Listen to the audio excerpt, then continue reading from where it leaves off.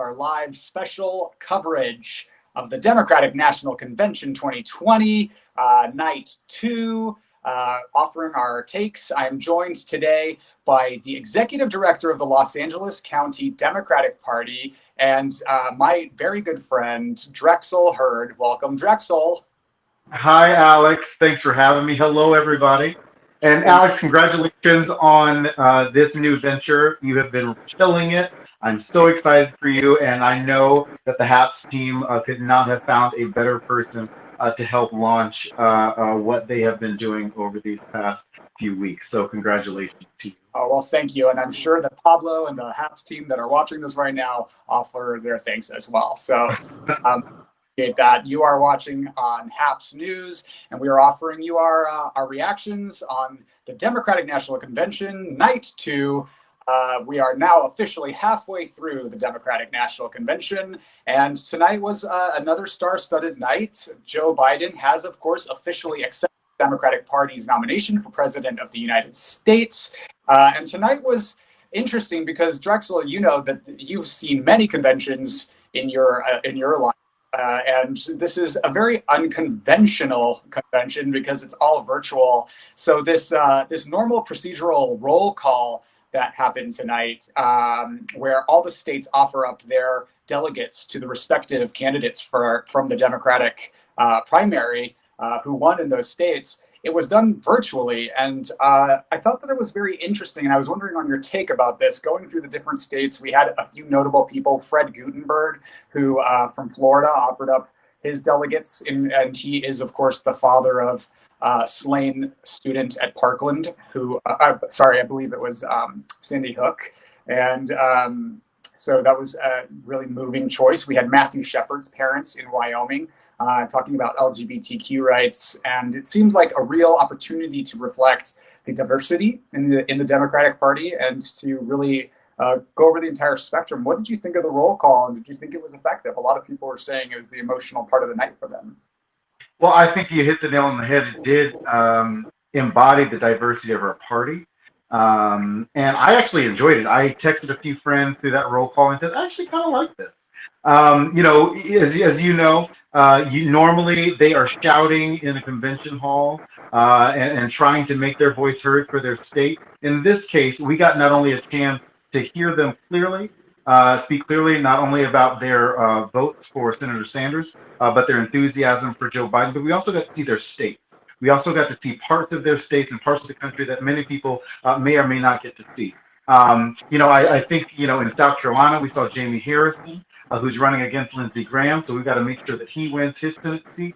Here in California, we got a chance to see Barbara Lee and Secretary Solis, who I was just with today, talking about at a press conference in making sure that Americans won't have their vote disenfranchised by this administration with the USPS. So, we got a chance to see so many extraordinary faces from across the country, and I think that the DNC and whoever produced it knocked it out of the park with this roll call vote because, like you said, it is unconventional.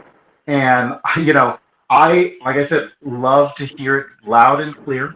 And I love to see so many diverse faces. I saw more black faces in places across this country through that roll call vote than I think we've ever seen in a roll call vote, and that was equally as exciting. A lot of young faces, and that has a lot to do with the direction that this country is leading. Young leaders like you and myself, and those who are a part of the grassroots organizations, a part of the party. We're going to continue to lead, and I think that's what you saw tonight, and that's what kicked off tonight's program as well. Up and comers and rising stars in our party as well. Absolutely. And God love you for calling me a young leader. We have a lot of comments coming in. A lot of people are commenting on kind of missing the big, massive spectacle of it, of this event, which is, of course, usually lots of big crowds and cheering and balloons. What do you think of this new format? And do you think that I think there are probably some pros and cons. For me, I like the effect of having some of these folks speaking to us directly in a way that's much more intimate. But do we lose something without the massive fanfare that we've had in years past for this convention? Are you saying you didn't like the streamers and the balloons that Joe Biden got in that classroom? Is that what Um, you're saying? um, No, look. No, look, I think it's there is an intimacy thing to these virtual events. And I think a lot of the messages, a lot of recorded messages, people are able to emote a little bit more. And we saw that last night with Michelle Obama. I think if you're in a convention hall, she would have been, I know we're going to talk about Michelle Obama, she would have been interrupted multiple times during that week. And I think she was able to emote exactly how America was feeling through the screen. And I think that is something that we're getting in this convention. Because I do think that through all the pomp and circumstance of a normal convention, you do miss a lot of the speeches because there's a lot going on. There's a lot of commentary happening during speeches. There's a lot of distractions happening during speeches. And so in this case, America, and especially at a time right now, is hearing about Vice President Biden, and tomorrow we're going to hear more about Senator Harris. Even though we live here in California, we know exactly who she is, but America needs to hear it, and America needs to hear it clearly because we're going into the next 70 something days where America needs to vote clearly. And I think that a convention like this, it could not come at a more perfect time. Yes, and the convention tonight touched on a lot of topics. We do have a comment from Brett Walker. He asked, "What did you all feel about the healthcare roundtable portion?" I feel like it was really effective compared to other parts. I also thought it was really moving, and to have Adi Barkan talking to us about his support of Joe Biden, really powerful stuff, and it really highlights the contrast between the Democratic Party and the Republican Party right now. What did you think about the healthcare portion of the evening? I think a lot of these roundtable discussions that the vice president's having are really important.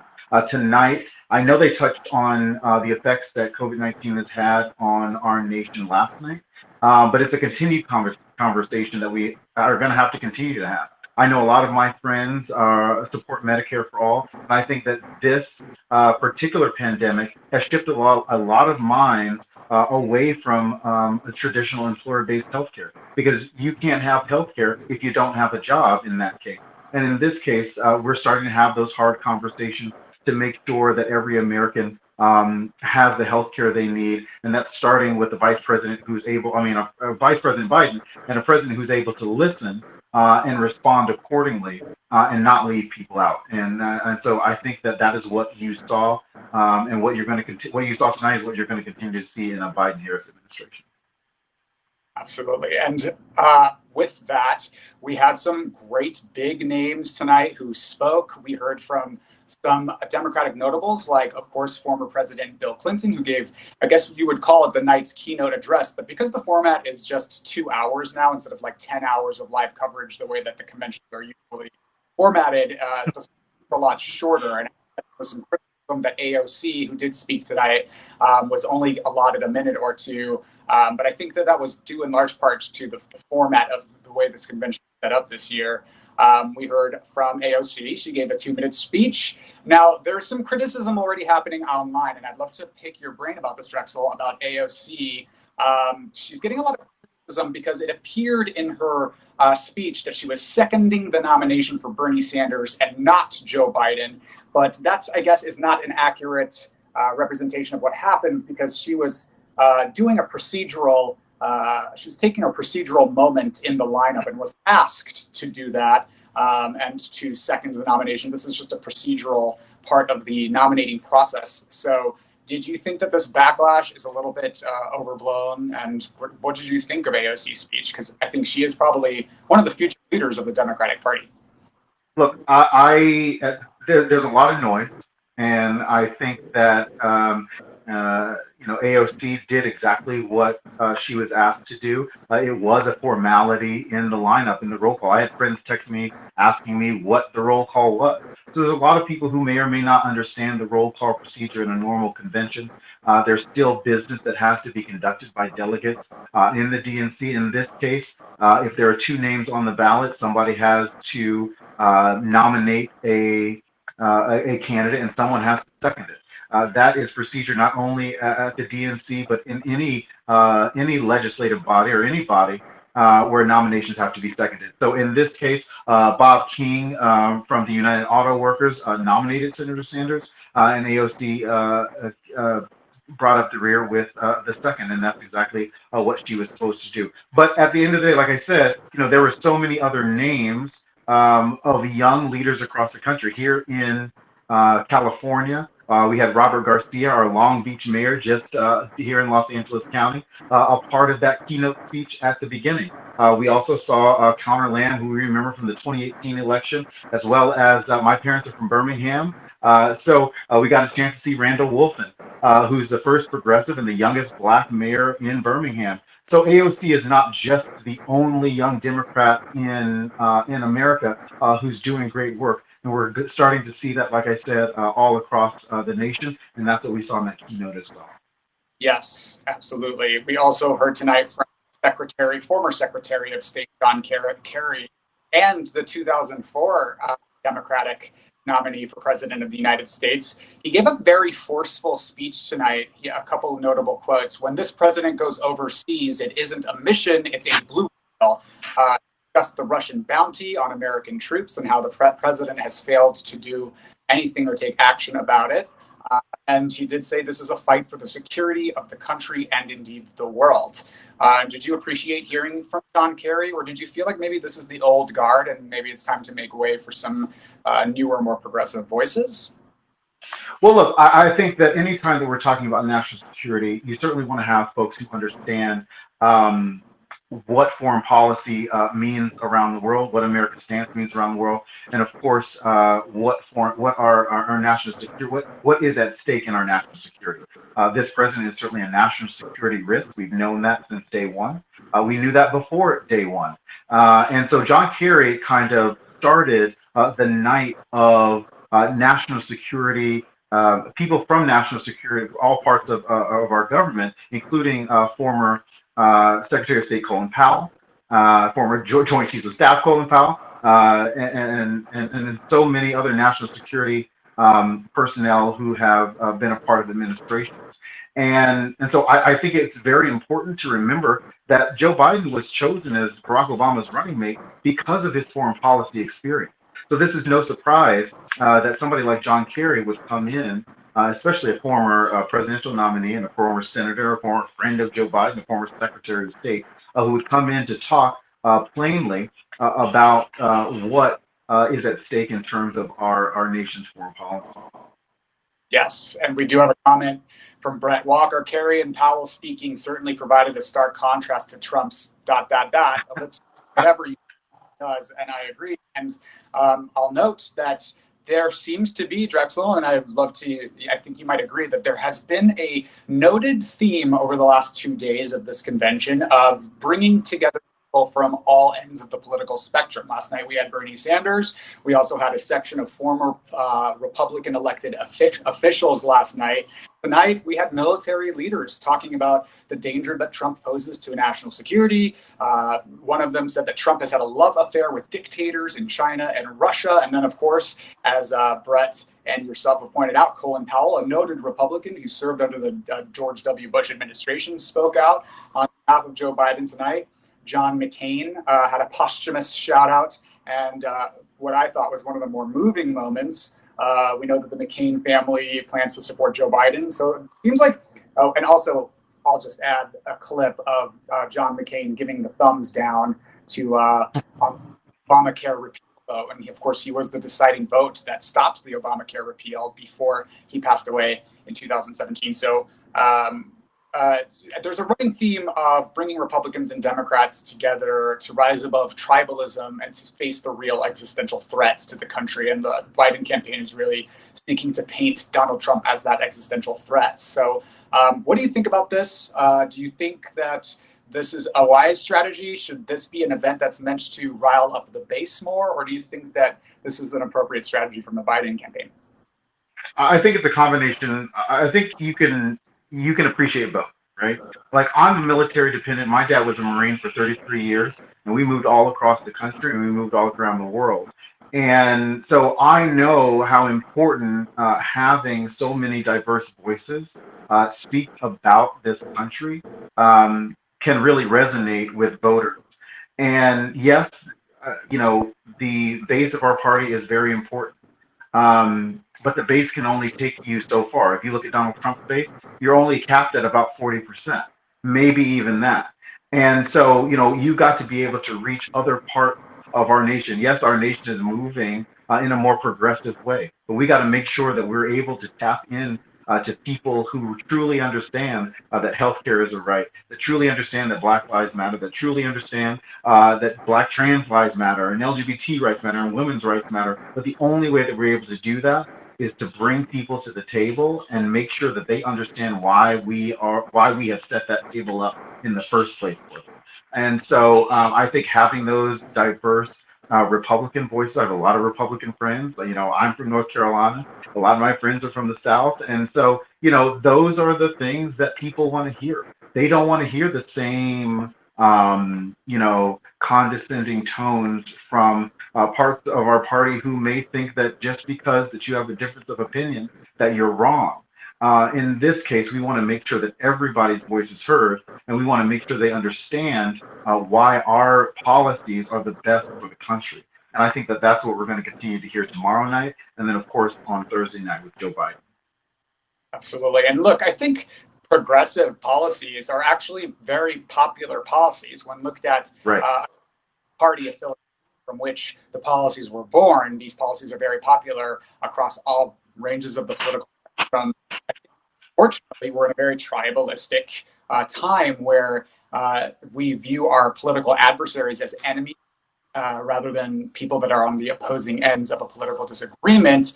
And I think what makes America distinctly great is being able to come to the table with distinctly different backgrounds and ideas and have ideas compete. The best rise to the top. And when we otherize our political adversaries and make them the monsters and evil and the bad guy, we're really never going to get anything done because compromise is required in democracy. So I personally, although I might not politically agree with some of the voices that were featured the last two nights, think it's very important for somebody at some point to start breaking this gridlock and offering a counterpoint to what is a very divided time. So, Right. and speaking of which, on a more personal note, we kind of closed the night out with a touching segment about Joe and Jill Biden and how they met and fall in love. And of course, Dr. Biden married Joe Biden after the tragic loss of his wife and children in a car accident. Did we like hearing from Dr. Biden? Do you think she adds something to the campaign? First of all, I thought I texted friends. I texted friends during the video package segment, and I was like, "This is really cute." It was just a really cute segment because we didn't get a chance to see a lot of Dr. Biden through the 8 years of Barack Obama, but we knew that the friendship that her and Michelle had was true. That their focus on military families, I thought personally, was something that was very important to the conversation. She continued to teach. She continued to do the work, and I think that has been something that we have known about the Biden family for a very long time. That they are just, everyday American people doing everyday jobs, and they're willing to do it on behalf of the American people. And I think that that is something that Jill Biden will continue to bring to this campaign with Doug by her side and Kamala Harris's husband Doug. And so I think that she's gonna be kind of a sleeper, a secret weapon through the campaign to really truly make sure that America really understands the type of person that Joe Biden is. And I think we saw a little bit of that tonight. But I'm glad we got a chance to see a little bit more of Jill Biden in the classroom and her talking about, when she first met Bowen Hunter and how difficult it was, to make sure that she was the right person to be, kind of in their lives. And I think that that is truly where we are right now as a country.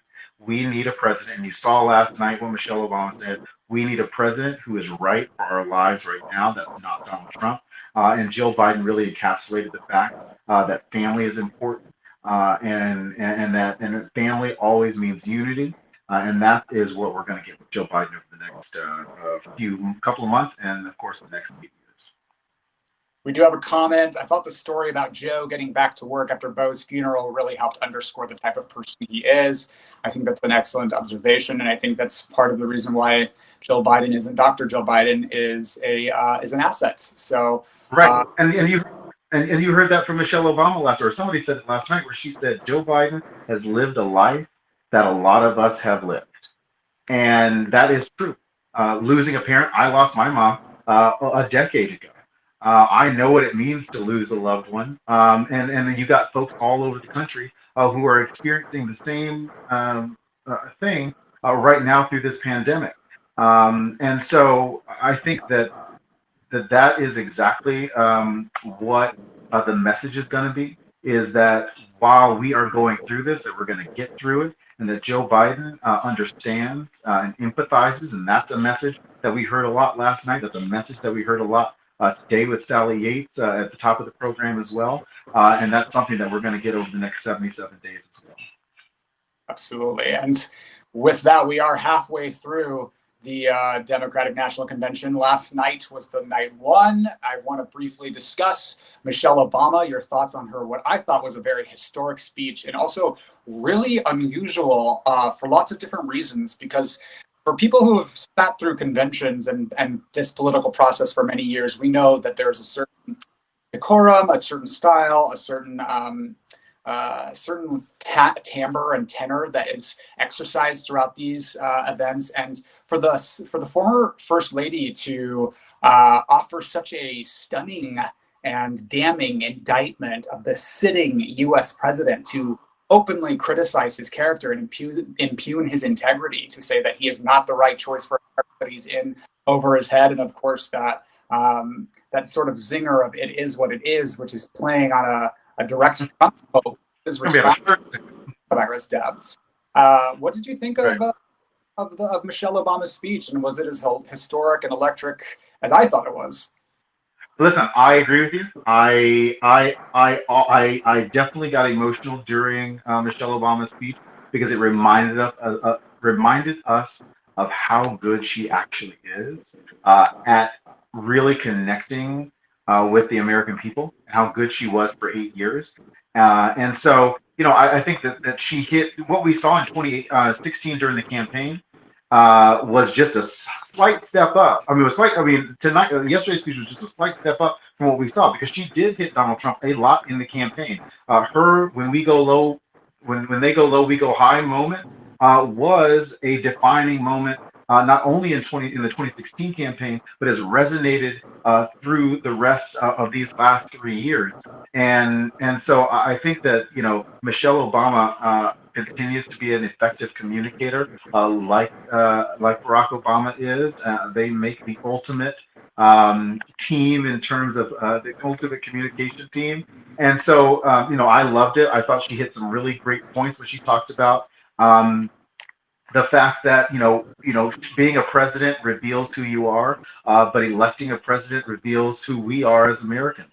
And I think that is something that Americans, when they go to the voting booth, are going to be thinking about in the back of their mind, because who are we? And what does that mean? How are you helping the next person? Is your vote does matter, not only here at the local level, here in LA County. We've got races all across. We got so many races, 200 applicants I got just in the past couple of weeks, who are seeking the LACDP endorsement. And so with races that you probably wouldn't even know about. So races matter, local races matter, and of course the top of the ticket is going to matter, because at the end of the day, you need to make sure that you're helping thy neighbor, which is something that Republicans do not understand, and that's why night one was about we the people, and so I think that Michelle Obama's speech really encapsulated that piece of it, that we the people are the people who are going to take care of each other, and we have to do that starting with our vote this November. And I thought she made a really good point when she was talking about 2016. She was talking about how Democrats won the national popular vote by nearly 3 million votes, and that Donald Trump is still president today. And that's because in 3 swing states, 77,000 votes in 3 swing states decided the Electoral College for him. And she broke it down like this. She said, when you do the math, that comes down to about 2 to 3 votes per precinct. And if those 2 to 3 people per voting precinct who felt like maybe their vote doesn't matter, or who felt maybe disenfranchised by the process, or felt like their candidate wasn't in, and that the candidate that was up was going to win anyway, if they had shown up knowing what we know now, that we would be in a different place. So she was really encouraging people to crawl over fire and brimstone, strap on a mask, and get to your polling location and vote in November. Everything. Yes, and we are facing a crisis with the vote by mail protocols and procedures in the states because of the attack on the U.S. Postal Service by the new Postmaster General Louis DeJoy, a Trump administration appointee. So she's really saying you need to register to vote now, request your vote by mail ballots now, and if you can't vote by mail, show up to the ballot box on election day with that mask on and do what you have to. Bring 2 pairs of shoes and 2 lunches and a dinner. It was really moving, and the urgency of the moment I thought was very appropriate and something that needed to be discussed. So I appreciated that. Looking forward, we've got 2 more nights. Tomorrow night, as I like to call it, the female power player night of the DNC. Elizabeth Warren, we've got Hillary Clinton, we've got Speaker of the House Nancy Pelosi. Who are you looking forward to the most in the coming days? And what do you think about the next half of the DNC? Well, look, today is the 100th anniversary of the 19th Amendment, so I'm always excited to see so many women take the stage. I'm, of course, excited to see our Senator Kamala Harris accept the nomination for Vice President tomorrow night, and I think she's going to give a fiery speech, just as fiery as she is as a U.S. Senator. Everything that we know about Kamala Harris, I think we're going to get that. And then some, and so I'm really looking forward to that. Of course, I'm looking forward to seeing Hillary Clinton be back on our TV screens tomorrow night as well, and so many other great women, who are really leading our nation. Tonight we saw Stacey Abrams. And Monday night we saw Gwen Moore. There are so many women who make up the backbone of our country. They represent 51% of our nation. So tomorrow night's going to be all about the empowerment of women and making sure that our nation knows that not only can a Black, Asian American, Indian American woman be vice president, but she certainly can be president as well. Thank you so much, Drexel Hurd, for joining us tonight. Drexel is the executive director of the Los Angeles County Democratic Party, and he's a friend. Drexel, where can people find you if they want to learn more about you? You can find me at Drexel Hurd on all platforms. Fantastic. This has been a very special edition of the AM Report for HAPS News and our special live coverage of the Democratic National Convention. If you like this broadcast, please support this journalism and sponsor this journalism. You can visit it at haps.tv/@Alex Mohajer. We are live every morning at 7:30 Pacific Standard Time for your quick 10-minute breakdown of the morning's news and political headlines. Thank you so much for joining us, and we will look forward to talking to you tomorrow. Thank you, Drexel.